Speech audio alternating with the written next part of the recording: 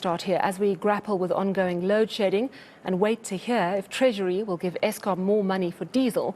There's progress in tracking down those who are sabotaging and stealing. Yesterday, a coal truck driver was arrested at the Camden power station. Now, he seems to have swapped out top-grade coal for sub-grade coal, which was destined then for Camden. 2 weeks ago, 2 other truck drivers were arrested at the same power station while in possession of stolen coal. And one Simon Shongwe remains in prison after being arrested earlier this month on charges of tampering with infrastructure, also at Camden Power Station. Joining me now is Advocate Pillay, General Manager for Security at Eskom. Thank you so much for joining us this evening.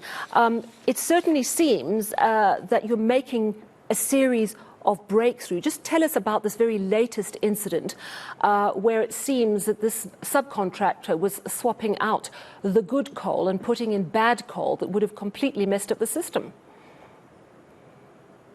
Good evening, Sally, and good evening to your viewers, and thank you for having me. Yes, we are making breakthroughs now. It is quite intensive investigations that we're undertaking, particularly looking at those critical commodities like coal. In this particular incident, we had a transporter contracted to deliver coal to Eskom, who was actually a truck driver that basically swapped out this coal after he was found to be at a illegal dump site, a coal dump site that we have been surveilling for a while. And he exited with this coal, obviously after having swapped it out for substandard coal. All right. Now, could this be linked to the truck drivers who were arrested, I think, just recently, maybe even last week? They were apparently caught in possession of stolen coal. Is there potentially a link between those two and the man who's been arrested this week? Most definitely. Essentially, what we have been observing from the modus operandi is that the coal that is being stolen is actually utilized within the criminal network. And obviously, this is the coal that either gets sold back to Eskom or alternatively is exported out of the country. And we have been observing that the demand for this commodity is increasing. So he was apparently then bringing in the substandard coal or the syndicate. Is it a syndicate at work? Is it that extensive? Are you able to establish that at this point? Definitely. With the work that we have been doing, it is clearly a syndicated operation. As you would be aware, the truck drivers are essentially the runners in this process. We have other individuals who actually trade in the stolen coal. And we have also observed a very organized element of activity, particularly in establishing the coal dump sites and also to the extent of even equipping them with weigh bridges and also utilizing coal trucks. We are aware of the fuel that is being stolen either from Eskom or alternatively from Transnet that is also used as a commodity to continue with this criminal activity. So does this not, because both these incidents, the 2 guys and then the guy this week, that was around Camden. Is it focused on Camden, or are we seeing this sort of problem potentially at other power stations as well? Certainly have it at all the other power stations. We've got groups that are actually working across the various power stations. We're essentially looking at all the power stations that actually receive delivery of coal, and this is certainly prevalent across the value chain. Was the fact that the substandard coal was then being brought in, was that an attempt to sabotage, or was it just, we'll give them anything, and then inadvertently it was causing problems at the power stations? Or do you think it was also to try and cause breakages in the system?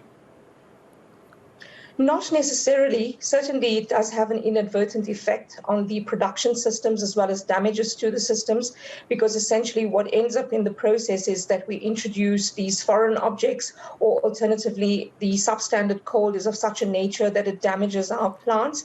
But we can certainly equate this to criminal activity so that these groups can enrich themselves through the proceeds of crime. Let's talk now about Simon Shongwe, also interestingly linked to Camden. This is the subcontractor. He's now been charged in prison at the moment, charged with tampering with infrastructure. This is the man who, I understand from a conversation with your colleague last week, he's, after questioning, admitted that he was draining oil out of a certain part of the power station mechanics, which led to a unit breaking down, which actually directly led to losing power equivalent to what you'd need to power a small town. Tell us a little bit more about this. Is this a sort of ad hoc sabotage that you're seeing? So perhaps subcontractors who don't want to lose their jobs are fixing things, don't really want things to work efficiently? Or is this also part of potentially syndicated behaviour? Not necessarily syndicated behavior, but we certainly have seen, contractors utilizing opportunities to generate work. I think there's definitely a need for job security or continued employment. Hence, any opportunity that they may find will be utilized to create an incident whereby, added repairs or extended services are required. We have certain suppliers that we are looking at in our radar where we have picked up specific trends around particularly defects on the systems or, failure of specific repair work that has been conducted. So we're not ruling out the possibility that these are also manipulated acts in order to generate work. Talk to me about the vetting process, because the obvious question is, well, how did people like this gain the security access? If they were inherently untrustworthy, how do you vet people, or are you planning to change the process of vetting? So we do have screening processes that we utilize for our contractors. Unfortunately, vetting is quite an intensive process, so we're highly reliant on background checks for the moment. Essentially, you will find that companies do have a high turnover of staff, so it becomes sometimes very difficult to keep track of every individual that is brought in. But as far as practically possible, we do engage in screening. We are certainly re-looking the vetting capabilities as well as processes. We're also looking at establishing an internal capability so that we could look at these processes more diligently going forward.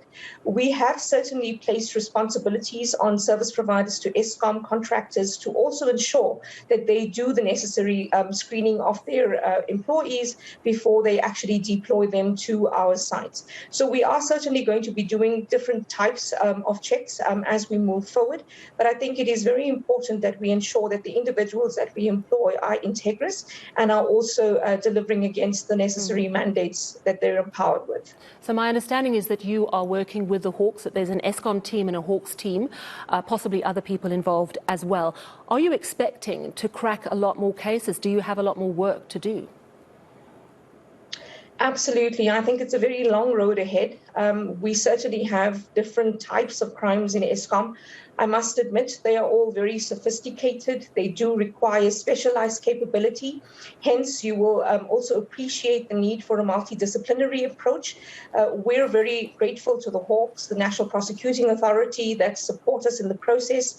We are also utilizing contracted services with specialist capability, like our Bidvest Protea Coin counterparts, who are also very successful in some of the endeavors that we're undertaking. So beyond just looking at coal, we're certainly looking at other acts of criminality within Eskom that literally contributes to some of the production challenges as well as the financial instability within the company.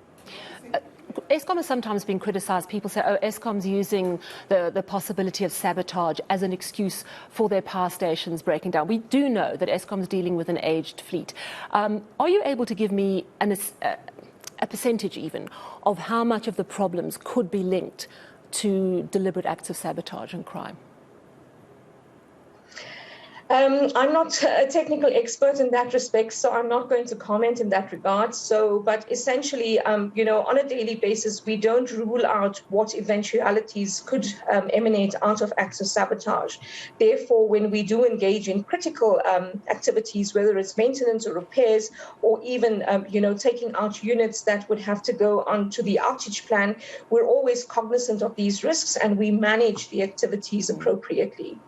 Talk to me about personal risk. I mean, there's money at stake here. Clearly, people have built entire careers around fleecing Eskom. As you start to do work to try to get to the bottom of that, are you seeing personal risk for staff members, people working at various levels of Eskom? How dangerous is it? Most definitely. This is an unsafe environment. You are quite right. Certainly, this is multi-billion rand syndicates that are generating income out of the proceeds of crime. So you can appreciate hurting their pockets is certainly going to cause or give cause for opportunities to actually target specific individuals. We have certainly also observed some of our investigators, some of our employees being targeted by specific individuals. So we are also very careful to address these particular risks. As far as practically possible, we do create very safe working conditions for our colleagues, but be rest assured, should we become aware of these types of incidents, we shall surely investigate them and ensure that these individuals are traced and dealt with appropriately within the law.